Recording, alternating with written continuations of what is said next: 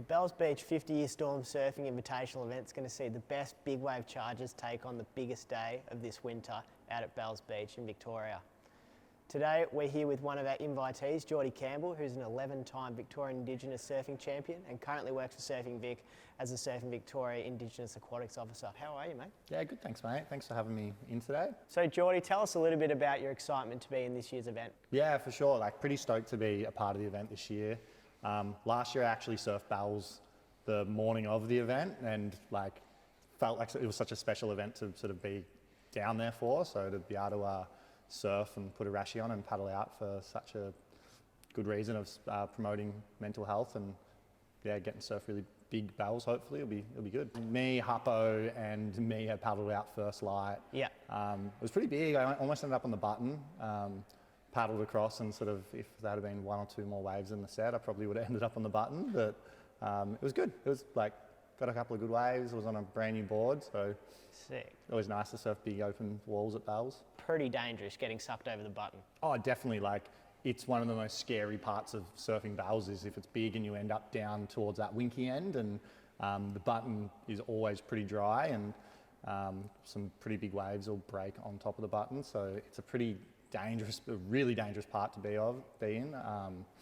But yeah, like I said, probably the most scary part.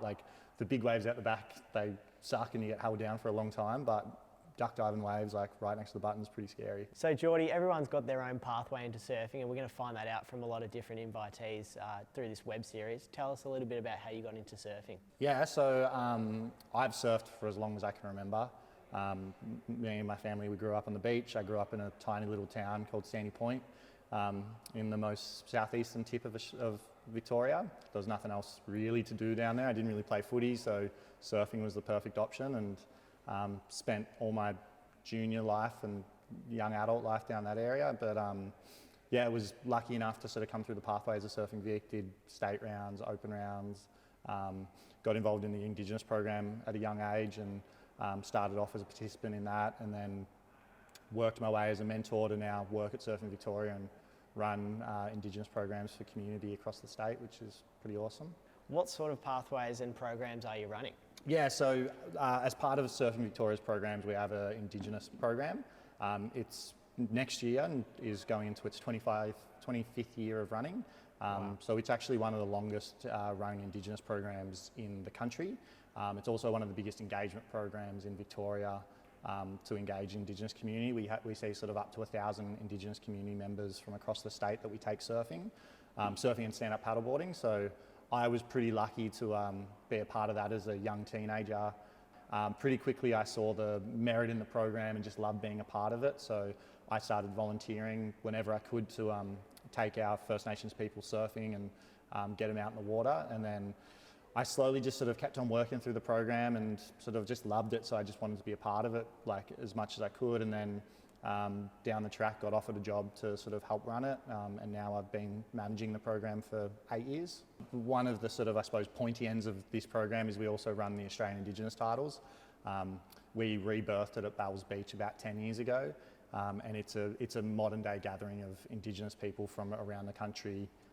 Not only our best and brightest young and up and coming surfers, but all the way through our elders. There was 70-year-olds in this event, all the way down to young 13, 14-year-olds in the event. So we're very lucky to have that at Bells. It's a very special location, not only for the broader surfing community, but for Indigenous people in general. It was a place where we gathered, we traded, we shared stories. So to be able to hold our modern day surf gathering at Bells is really special.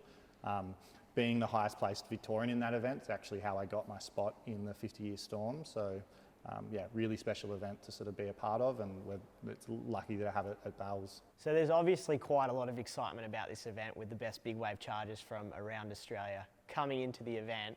You're going to be paddling out with some big wave surfers, you're going to be paddling out with some young crew, some younger girls that are sort of leading the way down here on the surf coast, like Angela Ball and Bella Wilson. Yeah, it's got the 50-year storm event's got such a broad range of people that are involved in it. There's young and old and male, females, people from all over the country nowadays.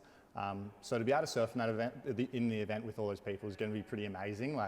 I'm lucky enough to be able to pretty much call every single person in that event one of my friends and some people that I surf with a lot of the younger kids I coached at different points.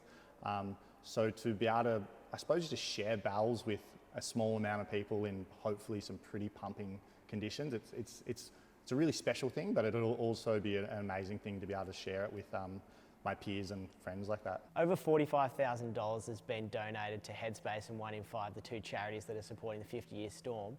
Obviously, the event's got this major part about mental health and advocacy. Have you got any experiences or any advice for anyone about mental health? Yeah, like mental health's a really important part of everyone's life. Everyone always thinks of mental health as poor mental health and people struggling with stuff, but in reality, everyone has mental health and we all sort of deal with different issues and struggle with different things at different times. So for me, it's a really important thing to sort of talk to your friends about that kind of stuff. Make it present. Sort of, it shouldn't be something that we only talk about when these events on. It's sort of something that we should always be talking about, helping your friends out when you can, helping your peers, your work colleagues, everyone. So for me, like mental health isn't about promoting and waiting till you've got poor mental health. It's about having those positive mental health messages and conversations all the time. Yeah, great. No, that's an awesome message. Thanks so much for being with us today, Jordie, and good luck in the event, mate. It's going to be a cracker. All good. Thanks for having me.